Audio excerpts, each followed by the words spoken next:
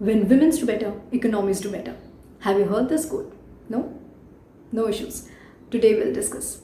Hello and welcome to the YouTube channel of International Institute of SDGs and Public Policy Research, IISPPR.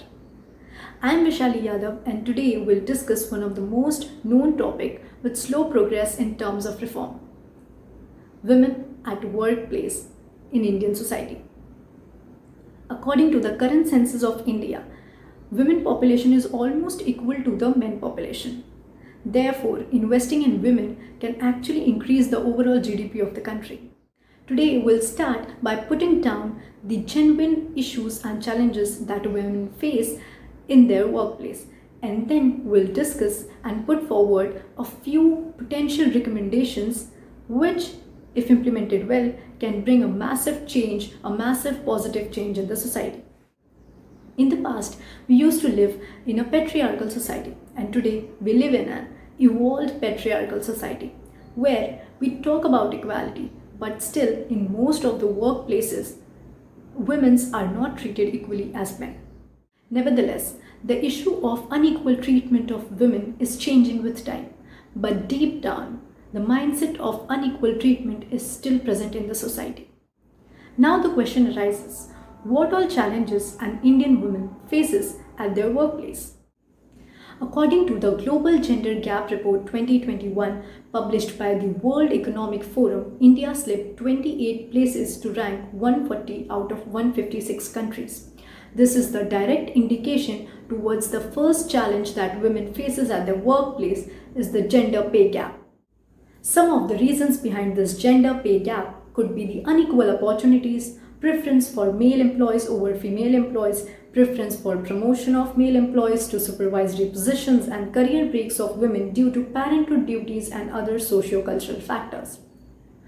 Moving ahead towards the second challenge that women faces is the physical and mental harassment.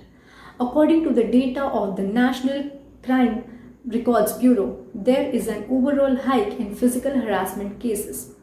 Over the years, an internal complaints committee is mandatory in every private or public organization that has 10 or more employees, according to the Sexual Harassment of Women at Workplace Prevention, Prohibition and Redressal Act 2013.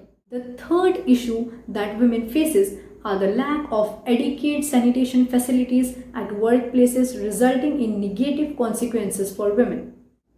Moving towards the next factor, unsafe roads and transportation.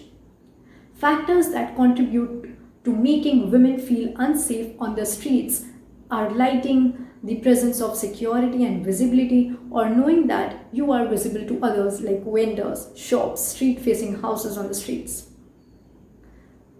The next challenge that women face at their workplace is the very basic challenge, that is gender-based discrimination. There exists gender segregation in the workplace in terms of benefits, hours, leaves, wages, opportunities, promotions, etc. The pregnant women or women with young children are at a relative disadvantage, both during the recruitment process as well as vying for opportunities at the workplace. Women face one another challenge, that is poor work-life balance. Work-life balance is seen more as a women issue due to the traditional mindset, where the woman is considered primarily responsible for the smooth running of the day-to-day affairs of the family, irrespective of her job profile and official responsibilities. That is why managing work and family responsibilities can be very difficult for women. The other major issue is related to women working in rural regions. Women working in rural areas face social security, equality, and demand skill mismatch challenges. For the protection of women workers, the Article 15, 16 and 73rd Amendment Act of the Indian Constitution guarantees equality for women before the law. Institutional support for women appears progressive, with many laws in place to protect a woman's right to work, like Equal Remuneration Act 1976 and Equal Remuneration Amendment Act 1987, that aims to prevent gender discrimination of wages, hiring, promotion, or training and can be circumvented through wage reclassification of skilled and unskilled workers.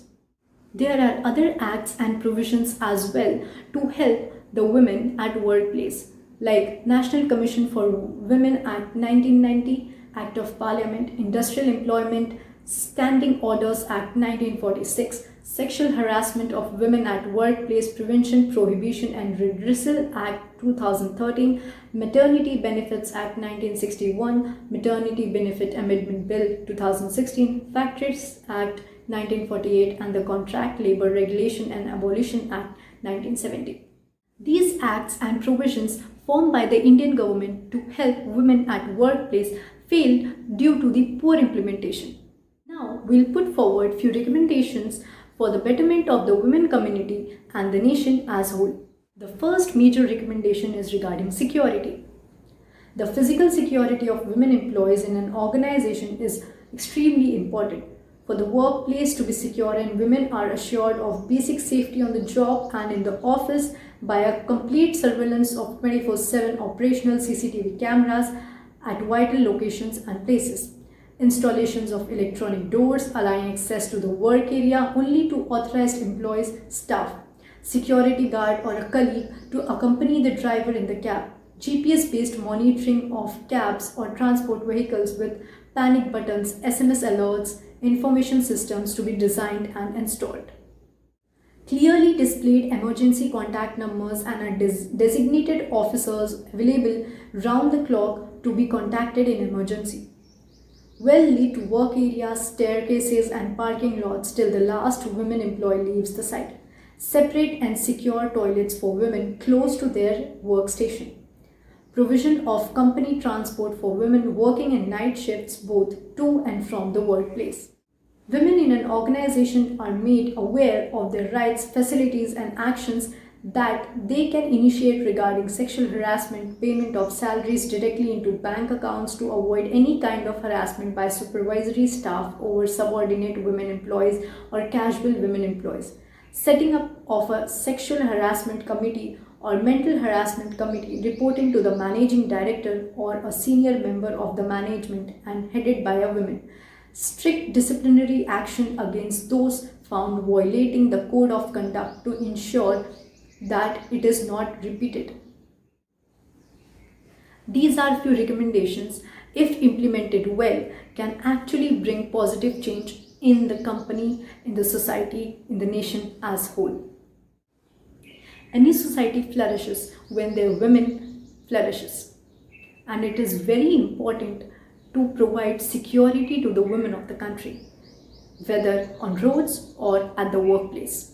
And as famously said by Tian Wei, any society which fails to harness the energy and creativity of its women is at a huge disadvantage in the modern world. Therefore, it is very important to nurture the talent of women of our society, our country. Now, I would like to end this video with one Sanskrit shlok that truly depicts the women of our society. Nari samajasya kushal vastukara, which means women are the skilled architects of the society. With this, I would like to thank you all for watching the video till end.